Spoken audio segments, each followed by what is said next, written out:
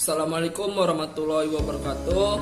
Perkenalkan, kami dari kelompok 6 yang beranggotakan Maulana Rafian Ashraf, saya sendiri dengan NIM 200594146. Yang kedua, Muhammad Dafa Devni dengan NIM 200595152. Yang ketiga, Muhammad Rahman Gaza dengan NIM 200594154. Kali ini kami dari kelompok 6 akan mempresentasikan materi tentang merger dan akuisisi.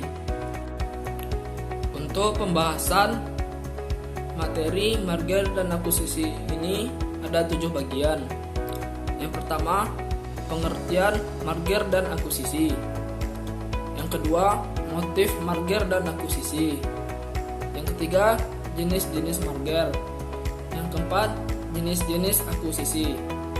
Yang kelima, perbedaan merger dan akuisisi.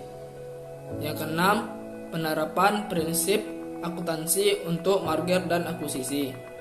Yang ketujuh, menghitung biaya dan manfaat dari merger dan akuisisi. Berikut hasil presentasi dari kelompok 6. Pengertian merger dan akuisisi. Merger dan akuisisi seperti dua bagian yang tidak dapat dipisahkan. Namun, sebenarnya merger berbeda dengan akuisisi.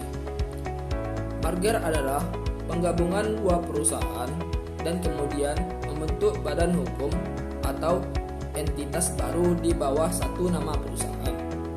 Sedangkan akuisisi adalah suatu perusahaan membeli perusahaan yang lain secara langsung. Perusahaan yang mengambil alih inilah sebagai pemilik barunya. Selanjutnya, pokok pembahasan tentang motif merger dan akuisisi. Pada prinsipnya, terdapat dua motif yang mendorong sebuah perusahaan melakukan merger dan akuisisi, yaitu motif ekonomi dan motif non-ekonomi. Yang pertama, motif ekonomi berkaitan dengan esensi tujuan perusahaan, yaitu meningkatkan nilai perusahaan atau memaksimumkan kemakmuran pemegang saham. Selanjutnya, yang kedua ialah motif non-ekonomi. Motif non-ekonomi ini seperti ambisi pribadi maupun prestige. Terdapat dua motif non-ekonomi menurut Moyne 2003, yaitu yang pertama, hubris hipotesis. Hipotesis ini menyatakan bahwa merger dan akuisisi semata-mata didorong oleh motif ketamakan dan kepentingan pribadi para eksekutif perusahaan dengan alasan keinginan untuk memperbesar ukuran perusahaan. Ukuran perusahaan dapat diukur dari besarnya aktiva atau kekayaan yang dimilikinya, besarnya volume penjualan pangsa pasar, atau besarnya tingkat keuntungan yang diperoleh. Dengan semakin besarnya ukuran perusahaan, maka semakin besar pula kompensasi yang diterima.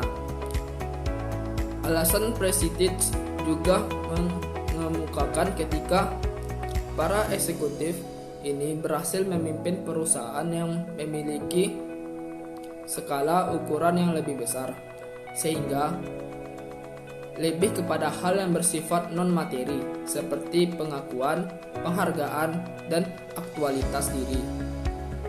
Selanjutnya, motif non-ekonomi yang kedua ialah ambisi pemilik perusahaan memiliki ambisi untuk menguasai berbagai sektor industri. Perusahaan-perusahaan tersebut akan berbentuk konglomerasi di bawah kendali perusahaan induk. Jika pemilik perusahaan dominan dalam mengendalikan keputusan perusahaan, maka manajemen akan dituntut untuk memenuhi keinginan pemilik perusahaan. Assalamualaikum warahmatullahi wabarakatuh. Perkenalkan, nama saya Muhammad Dafa Devni dengan NIM 200594152. Baiklah, materi selanjutnya yaitu jenis-jenis merger. Yang pertama, merger konglomerasi adalah penggabungan dua atau lebih perusahaan yang terlibat dalam kegiatan bisnis yang berbeda. Yang kedua, merger konglomerik atau merger ekstensi produk adalah penggabungan dari dua atau lebih perusahaan yang beroperasi di pasar atau sektor yang sama dengan cara berbeda. Yang ketiga, merger perluasan pasar adalah penggabungan perusahaan yang menjual produk sama tetapi pasarnya berbeda. Yang keempat, merger horizontal adalah penggabungan perusahaan yang beroperasi dalam industri yang sama, biasanya merupakan pesaing yang menawarkan produk atau layanan sejenis. Yang kelima, merger vertikal adalah penggabungan dua perusahaan yang memiliki tingkat berbeda dalam rantai pasokan industri yang sama, biasanya pemain bisnis utama dengan perusahaan distributor atau pemasok yang bekerja sama dengannya. Selanjutnya, jenis-jenis akuisisi. Yang pertama, akuisisi aset. Akuisisi aset adalah satu perusahaan secara langsung mengakuisisi aset perusahaan lain. Perusahaan yang akan diambil alih asetnya harus mendapat persetujuan dari para pemegang saham. Biasanya, akuisisi aset terjadi karena perusahaan yang diakuisisi mengalami kebangkrutan. Perusahaan lain menawar berbagai aset dari perusahaan tersebut. Yang kedua, akuisisi manajemen.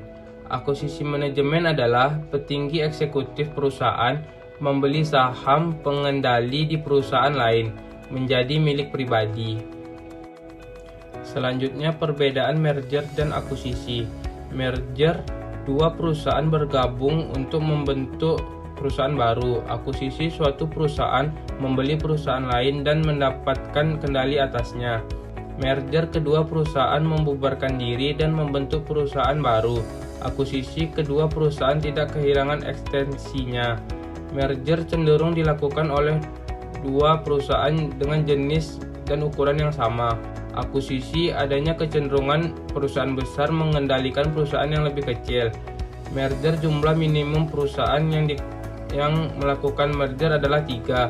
Akuisisi, jumlah minimum perusahaan yang terlibat dalam strategi pengakuisisian adalah 2. Merger, lebih banyak persyaratan dan formalitas hukum yang harus diselesaikan. Akuisisi, sedikit persyaratan dan formalitas hukum yang harus diselesaikan. Jadi selanjutnya, penerapan prinsip akuntansi untuk merger dan akuisisi. Metode pembelian. Merger dan akuisisi dilihat secara prospektif dengan memperlakukan transaksi sebagai pembelian. Aset perusahaan target disajikan kembali ke nilai pasar wajar dan selisih antara harga yang dibayar dan nilai pasar wajar dibukukan ke neraca sebagai goodwill. Metode pooling of interest. Merger dan akuisisi dilihat secara historis mengacu kepada nilai ada dengan menggabungkan nilai buku dari kedua perusahaan. Tidak ada pengakuan goodwill. Perlu dicatat bahwa pooling of interest berlaku untuk M&A yang hanya terkait dengan saham. Menghitung biaya dan manfaat dari merger dan akuisisi. Analisis dilakukan dengan menggunakan asumsi bahwa pasar modal adalah efisien. Dengan demikian, maka harga saham yang tercantum di bursa merupakan harga yang wajar. Misalkan, jumlah lembar saham PTS sebesar 10 juta lembar dengan harga saat ini sebesar 8.000 per lembar. Dengan demikian, nilai equity PTS adalah 8 miliar. Ditulis menjadi PVS sama dengan 80 miliar. Apabila PTS akan dibeli oleh PTA, PTA disebut sebagai acquiring company dan PTS disebut acquired company. Maka kemungkinan sekali para pemegang saham PTS akan meminta harga yang lebih tinggi dari 8.000 per lembar. Mengapa? Karena kalau PTA juga hanya menawar dengan harga 8.000, maka pemegang saham PTS juga dapat menjual sahamnya ke bursa atau ke pemodal lain dan memperoleh harga yang sama. Misalkan PTA menawarkan harga 9.000 per lembar, maka biaya akuisisi tersebut adalah 10 juta dikali 9.000 dikurang 8.000. maka hasilnya 10 miliar. Karena itu, PTA hanya bersedia membayar PTS dengan harga 10 miliar, lebih mahal kalau dengan pembelian tersebut. Diharapkan PTA akan dapat memperoleh manfaat lebih besar dari 10 miliar. Manfaat ini hanya akan terjadi kalau diharapkan akan timbul sinergi. Misalkan PTA adalah perusahaan industri makanan dan minuman, sedangkan PTS adalah perusahaan distribusi. Misalkan, diharapkan dari akuisisi tersebut, PTA akan dapat menghemat biaya distribusi sebesar 1.000 juta pada tahun depan, dan penghematan tersebut diharapkan akan meningkat sebesar 10% per tahun selamanya, sesuai dengan tingkat inflasi.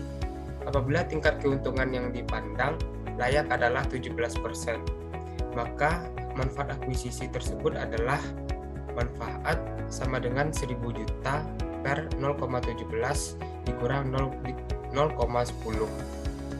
maka hasilnya 14,3 miliar. Manfaat positif menunjukkan adanya manfaat ekonomi bagi peristiwa akuisisi tersebut. Misalkan jumlah lembar saham PTA adalah 50 juta, lembar 12.000. Dengan demikian, maka PVA adalah 600 miliar. Sedangkan gabungan PTA dan PTS telah memperoleh sinergi. PVAS adalah 600 ditambah 14,3 ditambah 80, maka hasilnya 694,3 miliar.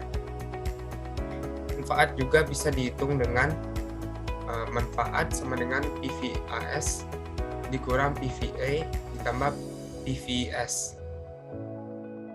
694,3 dikurang 600 dikurang 800, maka hasilnya 14,30 miliar.